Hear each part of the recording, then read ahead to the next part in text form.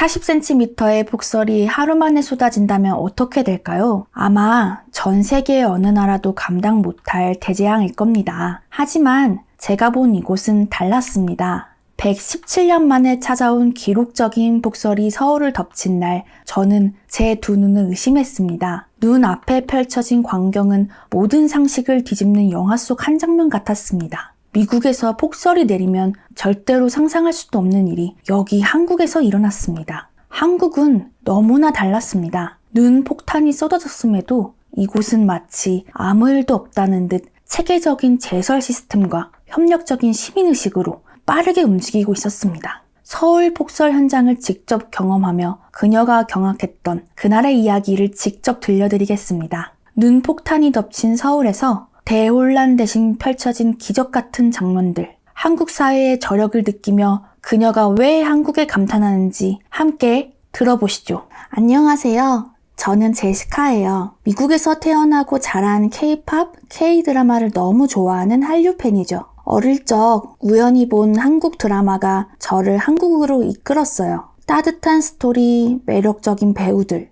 그리고 드라마 속 배경으로 나왔던 서울의 세련된 풍경까지 모든 것이 저를 사로잡았어요. 그 뒤로 저는 한국 음악, 음식, 패션까지 점점 더 한국에 빠져들었어요. 그러다가 이번 겨울방학을 이용해 마침내 한국으로 가게 되었어요. 비행기를 타고 인천공항에 도착했을 때 한국의 세심한 환대에 너무 놀랐어요. 공항은 깔끔하고 세련됐고 입국 절차도 놀라울 만큼 빨랐어요. 미국에서는 공항에서 길게 늘어선 줄과 지친 얼굴들을 보는 게 너무나도 익숙했거든요. 그런데 한국 인천공항은 다르더라고요. 모든 게 정돈되어 있고 직원들의 친절한 미소는 제 설렘을 더 커지게 했어요. 공항철도를 타고 서울 시내로 향하는 동안 창밖으로 보이는 바깥 풍경은 제가 상상했던 그대로였어요. 깔끔한 도로, 세련된 고층 빌딩, 그리고 겨울임에도 어딘가 따뜻하게 느껴지는 분위기. 제가 너무나도 좋아하고 사랑했던 드라마 속 서울이 바로 눈앞에 펼쳐지고 있었어요. 아, 내가 드디어 한국에 왔구나. 이 감동을 잊을 수가 없었어요. 서울에 도착한 첫날, 저는 강남에 있는 호텔에 체크인을 했어요. 창밖으로 보이는 화려한 도시의 야경은 정말 멋졌어요. 호텔 근처를 걸어다니면서 본 겨울 거리의 풍경은 그야말로 로맨틱 그 자체였죠. 반짝이는 크리스마스 조명들과 거리 곳곳에서 풍기는 따뜻한 커피 향기, 사람들이 오가는 활기찬 모습까지 모든 것이 너무나도 완벽했어요. 그날 저녁에 저는 한국 음식을 제대로 즐겨보기로 했어요. 거리의 포장마차에서 먹는 떡볶이랑 어묵은 따뜻하고 맛있었어요. 한류 드라마에서만 보던 그 맛이 이거구나 싶었어요. 저는 한국 겨울 낭만에 흠뻑 빠져 있었어요. 하지만 저는 저녁에 호텔로 돌아와 TV에서 깜짝 놀랄 만한 뉴스를 보게 되었어요. 117년 만에 기록적인 폭설이 서울을 덮칠 예정입니다. 40cm가 넘는 눈이 내릴 거라는 기상청의 발표를 듣고 저는 멍해졌어요. 미국에서도 폭설은 정말 자주 겪었지만 그럴 때마다 미국에서 도시는 거의 마비 상태가 되곤 했거든요. 모든 도로가 꽉 막히고 학교는 휴교에 대중교통도 멈춰버리는 게 보통 일반적인 일상이었어요. 그래서 저는 애초에 계획한 명동 쇼핑 거리 탐방이랑 드라마 촬영지 방문은 미뤄야 하나? 이대로 여행이 끝나고 그냥 집에 가는 거 아니겠지? 라는 걱정으로 뒤척이며 겨우 잠을 청했어요. 하지만 저는 다음날 아침에 예상치 못한 광경에 깜짝 놀랐어요. 창문을 열었을 때 서울 전체가 하얀 눈으로 덮여 있었지만 아침 거리에는 이미 제설 차량들이 빠르게 움직이고 있었어요. 도로를 정리하는 사람들의 모습이 창밖으로 보였고 심지어 일반 시민들까지 나와서 삽을 들고 눈을 치우고 있더라고요. 이건 미국에서는 상상도 할 수 없는 광경이야. 우리라면 이렇게 빠르게 복구되긴커녕 도로가 며칠간 마비될 텐데. 하지만 서울은 여전히 살아 움직이고 있었어요. 이미 새벽부터 복구 작업에 들어간 것 같았고 호텔 직원분이 대중교통도 정상적으로 운영되고 있다고 했기에 저는 서울의 지하철을 이용해 보기로 했어요.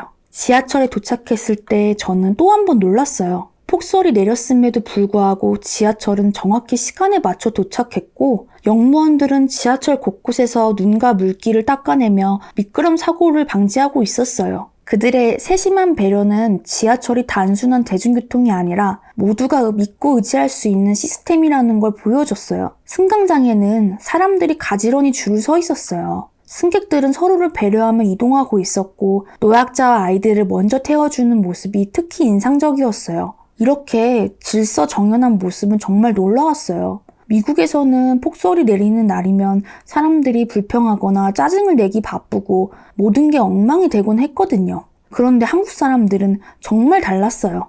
혼란스러워하기는커녕 모두가 차분하게 자기 일을 해내고 있었죠.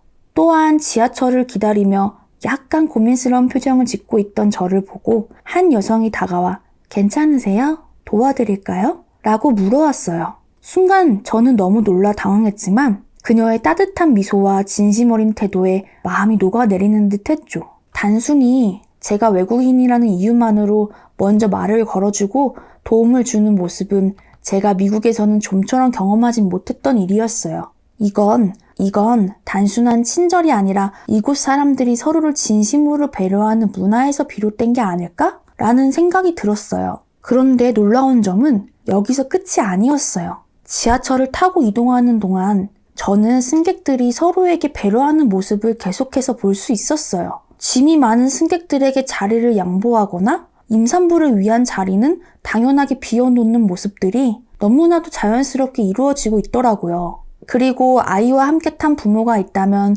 그 부모에게 양보를 해주거나 또는 어르신들을 돕기 위해 기꺼이 나서는 젊은이들까지. 이런 모습들은 저를 놀라게 했을 뿐만 아니라 깊은 감동을 주었어요. 그 모든 행동들이 계획하는 것도 아니고 누군가 지시한 것도 아니었어요. 그냥 이곳 사람들에게는 너무나 당연한 것처럼 보였어요. 서로에게 신경 쓰고 작은 도움을 주는 모습이 단순한 친절을 넘어서 이 한국 사회가 어떻게 유지되고 발전해 나아가는지를 보여주는 것 같았어요. 저는 그 순간 한국 사람들의 배려와 협력이 단순히 개인적인 성품이 아니라 한국 사회의 진짜 힘이라는 걸 느끼는 순간이었어요. 저는 지하철에서 내려서 거리를 걸으며 저는 또 하나의 놀라운 광경을 목격했어요. 거리 곳곳에서 시민들이 자발적으로 나와 제설 작업을 하고 있었던 거예요. 본인 가게 앞을 정리하는 상인들, 학교 주변을 치우는 학생들, 그리고 좁은 골목에 갇힌 차량을 함께 밀어주는 사람들까지 모두가 자연스럽게 서로를 돕고 있었어요. 이런 협력적인 모습은 저에게 깊은 인상을 남겼어요. 미국에서는 이런 상황에서 대부분 사람들이 그냥 지나치거나 자신의 일에만 신경 쓰는 경우가 많았거든요. 그런데 한국에서는 서로 돕는 게 너무나 자연스러워 보였어요. 마치 이건 우리가 해야 할 당연한 일이라는 태도가 몸에 배어있는 것 같았어요. 특히 한 택배 트럭이 눈에 갇혀서 움직이지 못하고 있을 때 시민들이 삽을 들고 달려가 도와주는 장면은 정말로 감동적이었어요. 그들은 서로가 아는 사이도 아니었지만 마치 한 팀처럼 움직였어요. 트럭이 다시 움직이자 택배 운전기사는 연신 감사하다고 외쳤고 시민들은 밝게 웃으며 제자리로 돌아갔어요. 이 순간 저는 이 도시가 단순히 기술력으로만 움직이는 게 아니라 사람들의 협력과 따뜻한 마음으로 돌아가게 하는 것을 깨달았어요. 뿐만 아니라 편의점에 들렸을 때 저는 또 한 번 놀랐어요. 진열대는 빈틈없이 채워져 있었고 따뜻한 음료와 간식들이 가득했거든요. 미국에서는 폭설이 오면 진열대가 며칠 동안 금세 텅 비어 있거나 상점들이 문을 닫아 준비가 제대로 되지 않는 경우가 너무나 흔했거든요. 하지만 여기 한국에서는 달랐어요. 마치 폭설조차도 이곳에서는 평범한 일상처럼 느껴질 만큼 모든 것이 질서 있고 철저히 준비되어 있었죠. 따뜻한 간식과 음료를 손에 들고 호텔로 돌아가는 길에 저는 또 한 번 감탄했어요. 도로와 인도는 이미 말끔히 정리되어 있었고 눈길에 미끄러질 위험이 있는 곳에는 모래가 촘촘히 뿌려져 있었어요. 보행자들이 안전하게 다닐 수 있도록 곳곳에서 세심하게 신경 쓴 흔적이 느껴졌어요. 이 모든 풍경 속에서 저는 단순한 효율성 이상의 배려를 느낄 수 있었어요. 이 도시는 정말로 사람을 위한 공간으로 만들어졌구나. 이런 생각이 절로 들었어요. 호텔에 도착했을 때 프런트 데스크 직원이 제가 들어서는 모습을 보고 밝게 웃으며 말을 건넸어요. 오늘 하루 괜찮으셨어요? 폭설 때문에 불편하신 점은 없으셨나요? 그 한마디에 저는 그동안의 피로가 눈 녹듯 사라지는 것 같았어요. 단순히 형식적인 인사가 아니라 진심으로 저의 하루를 걱정하는 듯한 느낌이었거든요. 호텔 객실로 올라가는 엘리베이터 안에서 저는 다시금 서울이라는 도시를 곱씹어 보게 되었어요. 서울은 단순히 효율적이고 체계적인 시스템으로 움직이는 도시가 아니야. 그 안에서 살아가는 사람들의 배려와 따뜻함이 진짜 이 도시를 움직이는 원동력이구나. 그날 저는 한국이 단순히 기술적으로 발전한 나라가 아니라 사람들의 마음과 행동으로 더 특별해지는 곳이라는 걸 다시 한번 느꼈어요. 방에 들어와 커튼을 열고 창밖을 바라보니 하얗게 눈이 덮인 서울의 거리가 조용히 반짝반짝 빛나고 있었어요.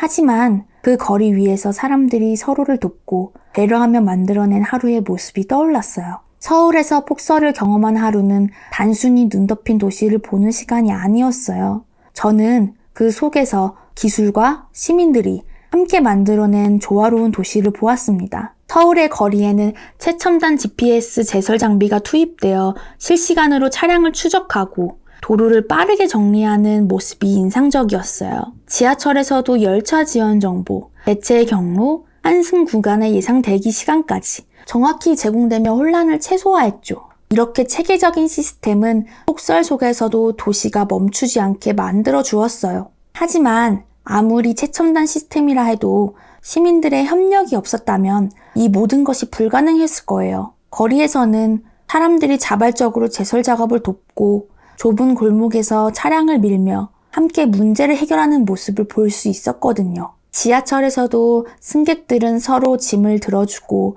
자리를 양보하며 자연스럽게 조화를 이루고 있었죠. 미국에서 경험했던 개인주의와는 너무나 다른 모습이었어요. 미국에서는 개인의 자유와 권리가 우선시된다면 한국에서는 그 자유가 공동체의 협력 속에서 자연스럽게 조화를 이루고 있었어요. 이제는 제가 느꼈던 한국의 이런 아름다운 점들을 주변 사람들에게도 이야기하고 싶어요. 이곳에서 배운 따뜻함과 협력의 정신, 그리고 공동체가 함께 만들어가는 조화로운 모습은 많은 사람들에게도 큰 감동을 줄 수 있을 거라고 생각해요. 이 이야기를 통해 제가 느낀 한국의 진짜 모습을 더 많은 사람들과 나누고 싶어요. 오늘 제시카가 경험한 서울 폭설의 특별한 이야기가 여러분께도 감동을 전해드렸다면 구독과 좋아요 부탁드립니다. 또한 한국의 폭설 대처 능력에 대한 여러분들의 생각도 댓글로 남겨주세요. 앞으로도 한국의 더 많은 매력을 전해드리겠습니다. 감사합니다.